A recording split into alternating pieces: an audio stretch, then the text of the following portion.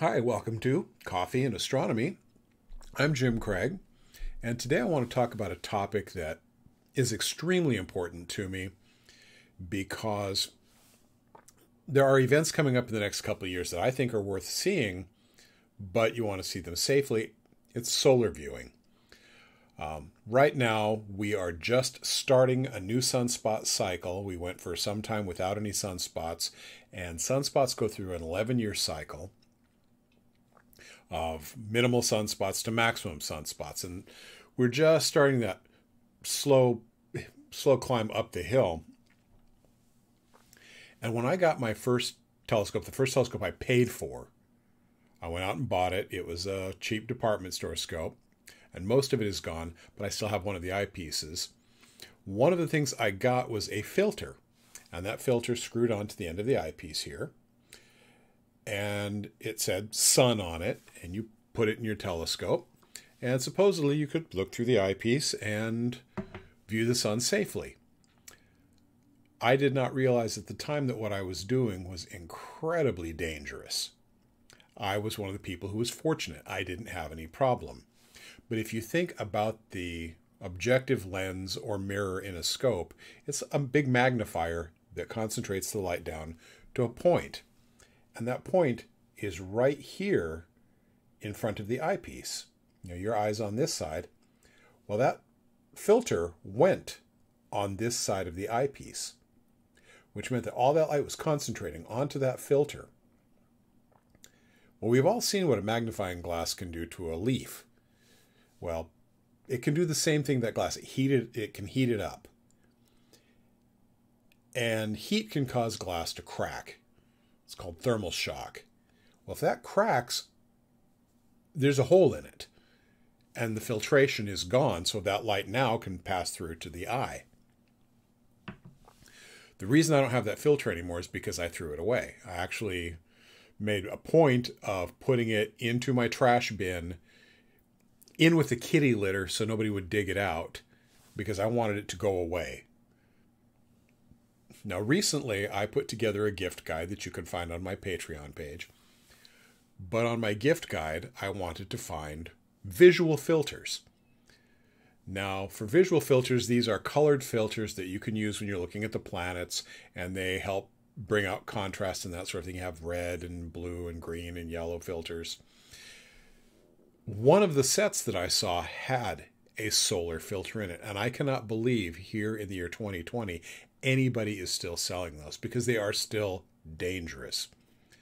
But there are safe ways to do solar astronomy.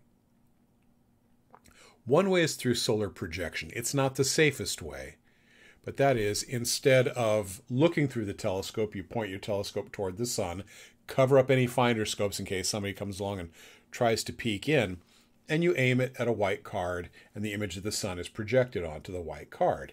And that actually works pretty well. You do want to move your scope away from the sun every once in a while, give it a chance to cool down, because again, it's heating the inside, and you can destroy an eyepiece. And depending on what kind of scope you have, you can actually damage parts of your telescope. So yeah, definitely don't do it for very long. I've also seen it done with one half of a pair of binoculars. Again, you cap the other half because you don't want anybody to risk looking through it. But probably about the best way is to buy a solar filter that is specifically made for your telescope. And they will go on the scope on the front between the sun and the telescope. So imagine the sun is off this way. The filter is here, and this is the telescope. You've cut out all of the light and the heat that goes with it before it goes into the telescope.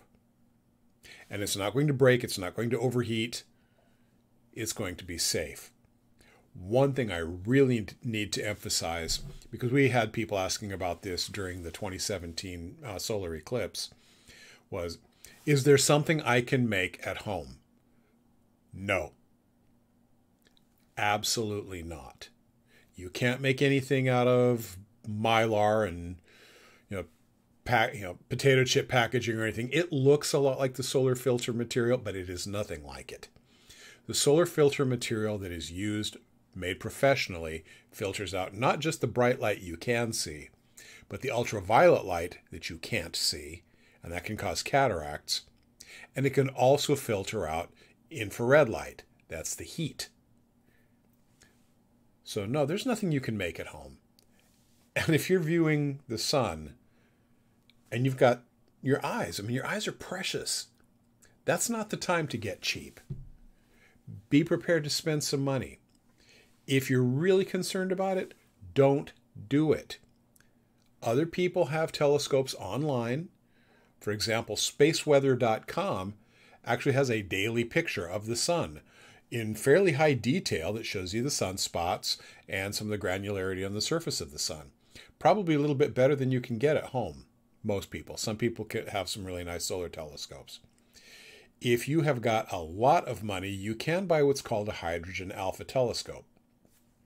And these are telescopes that see in a very specific wavelength of light, and that's where you start getting all of the detail, the granularity, the prominences on the side of the sun. You generally find those with a hydrogen alpha scope. You can also see prominences on the face of the sun. But those are not entry-level telescopes. Those are fairly expensive. I think the least expensive good one that I saw was somewhere in the $700 to $900 range.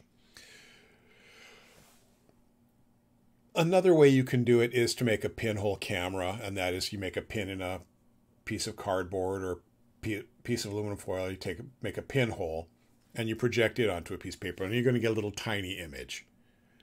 But you're not looking through it. You're not risking your eye.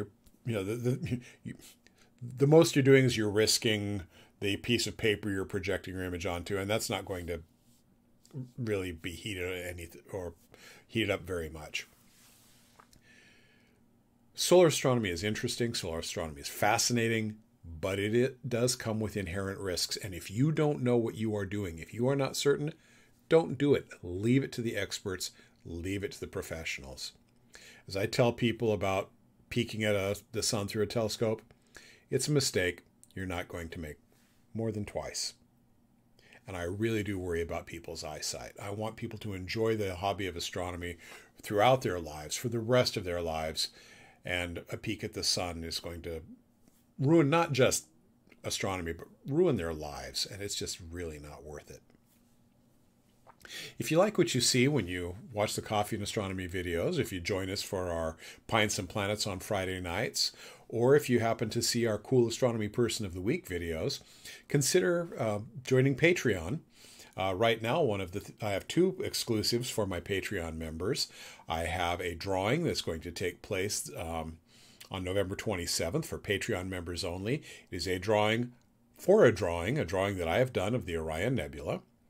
I've also got my holiday gift guide, and that's my recommendations for telescopes, accessories, stocking stuffers, anything for, some things for the astronomer in your life, or if you're an astronomer, some things you might want to put on your Christmas or holiday shopping list. And that is something specifically for my subscribers. You can go to patreon.com/Planet of Mystery. That's planet_of_mystery.